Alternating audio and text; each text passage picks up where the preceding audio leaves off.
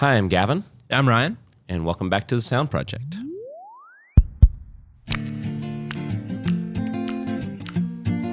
Today's episode is going to focus on Mix Magazine's class of 2024 that came out recently. And we were honored to be selected for two of our studios this year, which is always wild to me. Like, we did an episode of the S.O.U.N.D Project last year that talked about all the studios that we've had in there, and that we'll link that in the description below. But we've had up till now... Previously, we had 17 studios selected, and then now two more. So it's 19 over the course of the last 11 years, I think, which is always an honor. I mean, you look at those magazines, and they usually pick anywhere from 15 to 18 of the best studios of the year. Mm-hmm. And the fact that we have two of them in there this year is an honor, and it's something where all of our colleagues, like, I love going into the magazine and seeing the work that everybody else is doing, because it's also very, very good and inspiring. So, when we got word back, we submitted studios, and we got word back from Tom Kenny, the editor of Mix. He told us that two of our studios, one was Auricle Studios down in Miami, and the other was Electric Feel in LA. Mm-hmm. And both these projects were great, definitely very different from each other. Very much so. The Auricle Studios was actually originally we were introduced to Jordan, the owner of Auricle Studios, through Bob Mondock at Sweetwater. Mm-hmm. He got us involved actually a long time ago. Like, I think I first talked to Jordan in 2017 about a different project that he was doing in a home. But now this is a commercial facility that we're working on. So introduced by Bob, and then I went down there a few times and toured the original space, and then also toured this new commercial spaces. And I love the vision that they have there. They have a... Atmos room that was really, when I went down there, it was ripped down to the studs. Like, there was nothing going on there except they had a right across the hall from where the studios are, they have a green screen and like a video wall where they can do music videos, they can do photography, like anything like that. They have a company called Media Monsters that does that as well. Cool. But the vision was to create a 9.1.6 Atmos room. Mm-hmm. And then also a vocal booth that could double as a control room B. Okay. Very cool. Yeah. So even though it was down to the studs, like when you went, was it a from the ground up build, or was it like an existing space? Existing space. Yeah. It was it was a kind of maybe not quite a warehouse, but it was a existing building that was something else before. Nice. Yeah. Okay. With Auricle having both photo and audio studios, like, what kind of work do they do? What kind of projects are they working on? I think it's a little bit of everything, and it's growing. It's like now that they have this Atmos room and they have an additional space for production, just gives them a lot of flexibility, because there's not a lot of studios that have a full green screen cyc wall. Right. And so I know that the vision was to have artists come in there that they can not only produce their music, but then they could have a music video done there too, and band photos, or pretty much anything that's media related. They could full do it package. there. That's cool. Did Jordan or Auricle exist before this studio, and this is like a new version, or is this the first go? Yeah, they had a previous room, and I mean, there's a lot of people involved with the project, like Pat and Travers and Richie. Working with them throughout the whole project was really fun. But all of them have a lot of experience in various media industries, cool. And I just think that what they build is just really special. I was gonna say, like, I've only seen photos of it, but it looks amazing. It looks really cool. I haven't been down there yet to do like final testing. That's upcoming, but and eventually we'll probably do a studio tour of the space too. Yep. But yeah, it's pretty nice. They've got 9.1.6 all PMC speakers.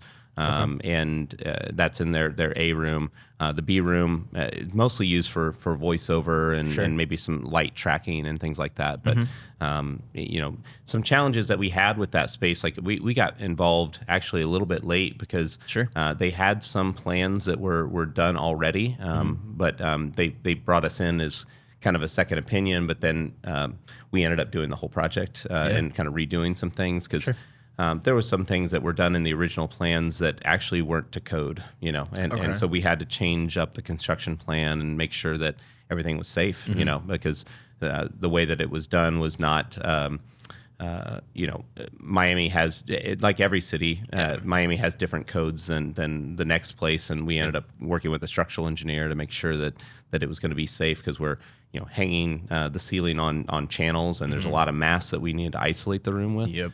And but it worked really smoothly, and we were able to get the rooms built and isolated where it needs to be. Yeah. And then with this space, we actually have a pretty deep bass trapping around the entire room, like where we have the all the PMC speakers are built within the interior framing that is holding back the insulation and is where the fabric is installed. Sure. So all the walls are actually angled to the proper angle for Atmos specs.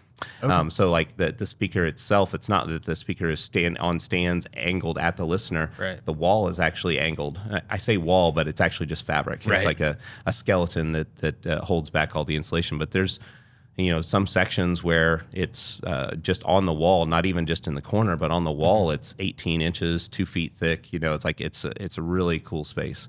Yeah. And I can't wait to go down and listen to it and do some final testing. But Vintage King did all of the integration of it, of the space. So they came in and ran all the cables and helped with some of the gear selection, just as Bob at Sweetwater did as well. It's kind of a team effort to get that done.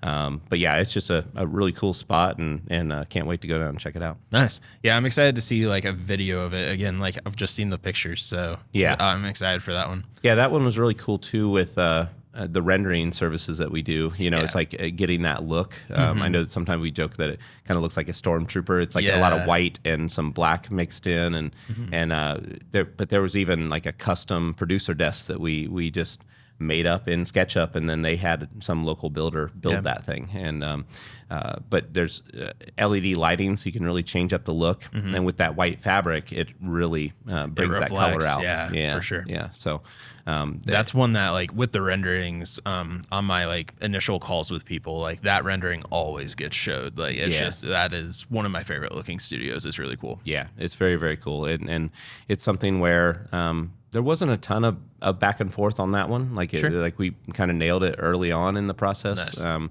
It varies. Like sometimes we'll get inspiration shots from people, and they'll say after we send them the first round of renderings, they'll say like, "Hey, yeah, that's really what I wanted." Or other people are like, "Hey, that's almost there. Let's make some tweaks." But this one was pretty dialed in from the beginning. That's cool. Do you remember what they sent in for their inspiration shots? I don't remember on that one.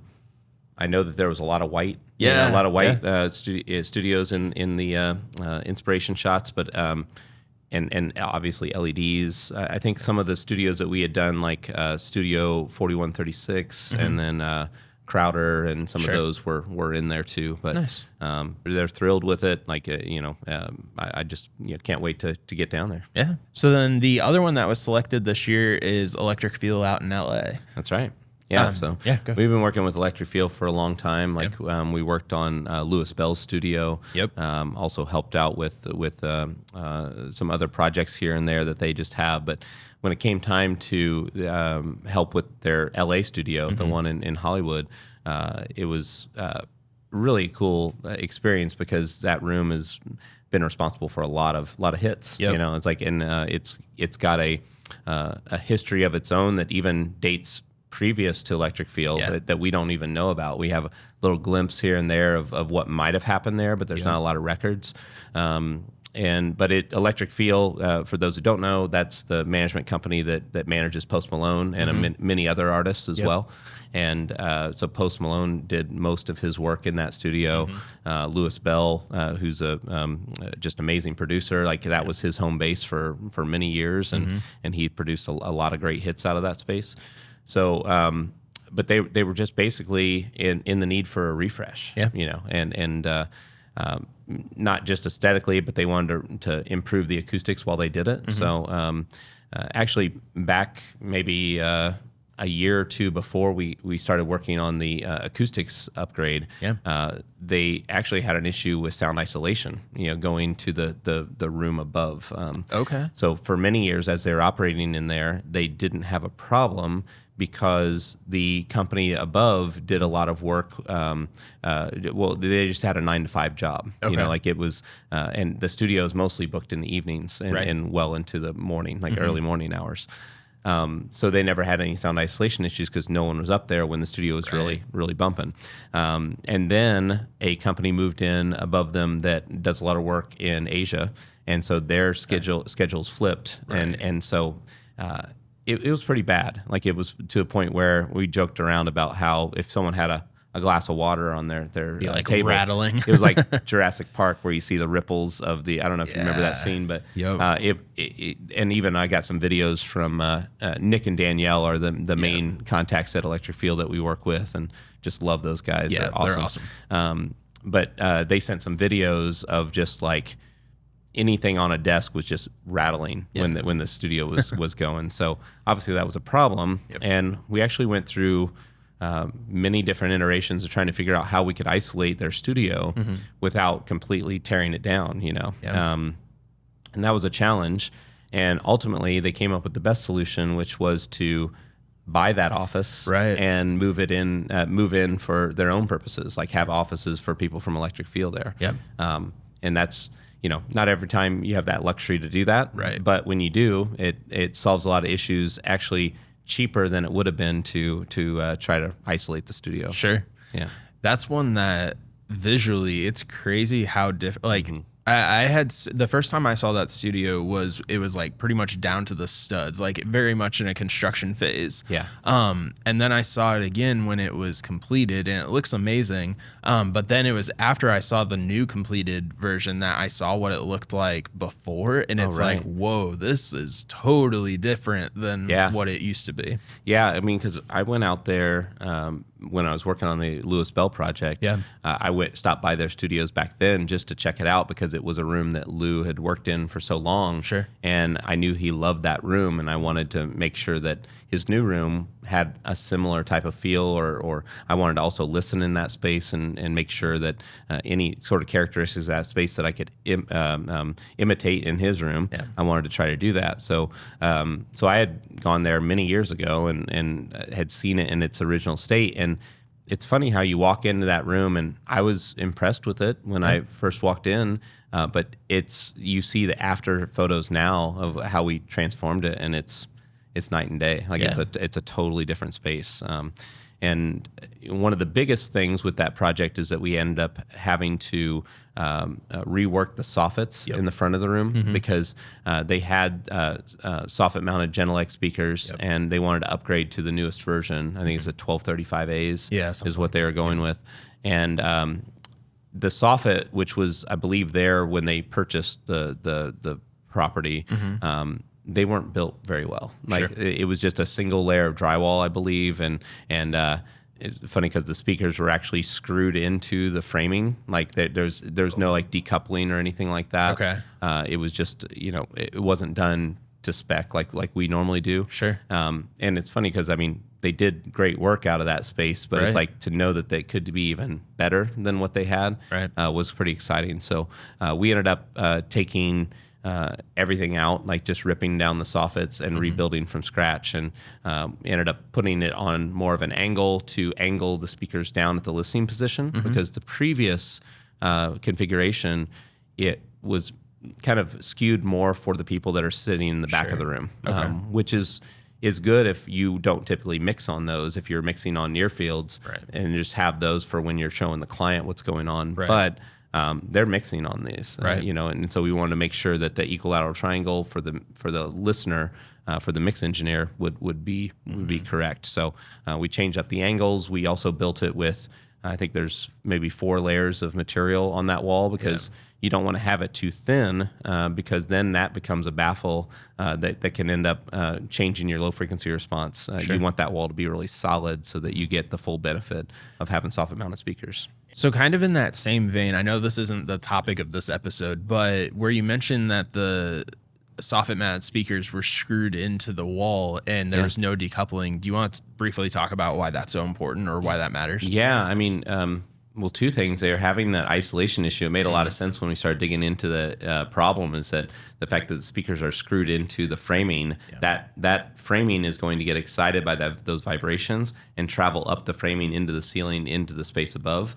So that's a problem. But then when you're connecting the speakers to the soffit wall, like a hard connection like that, it all acts as one system, you know, at that point. And, you think about these speakers are designed and tested in anechoic chambers where they're suspended in the middle of the room. They're not touching anything. And that's how all the design requirements are how they work through their design process. Right.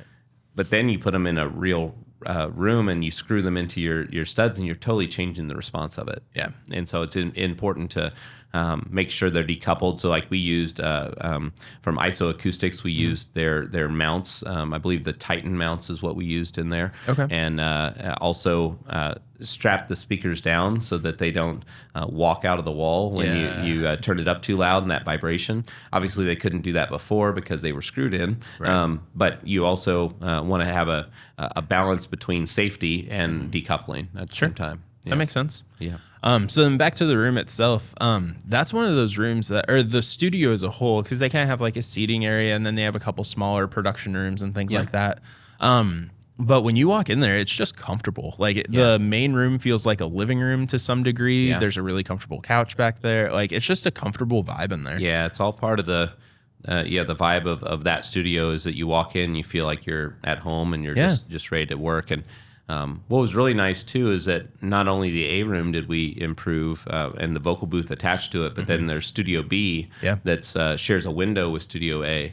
And before it was kind of like an ISO room and then a little production room, and we actually blew out the wall and created one big room that does both. And that was really, really fun to kind of reimagine that. And I know that was driven a lot by Post. He wanted an additional space he could go to write and to record in, and it also has natural light now with those windows from the outside.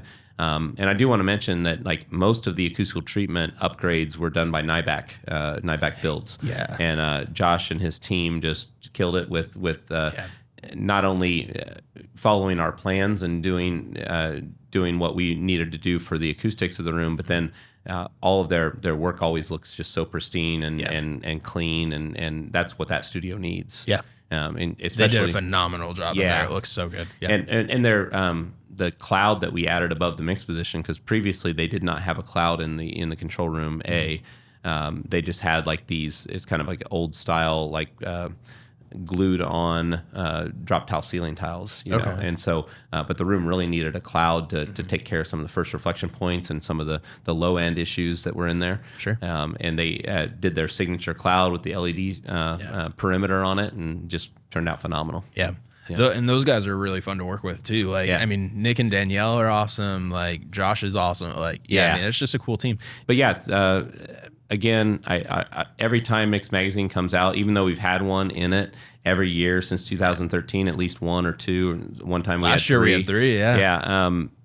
It always is a honor, and it's something where I'm always surprised, you know, when they select our studios, and just something where I'll never not be honored and surprised to get that email from them to say that we were included, because there's so many amazing studios that go in around the world, and just to be a part of that is really fun. Yeah. And it's really exciting for us too. I mean, just in the office, like when we heard that we had studios in it this time around, I mean, it's collectively really exciting for all of us. For sure. Yeah. Well, I hope you guys enjoyed this episode, and if you have seen Auricle or Electric Feel studios before, comment below which one is your favorite, and we'll see you next week.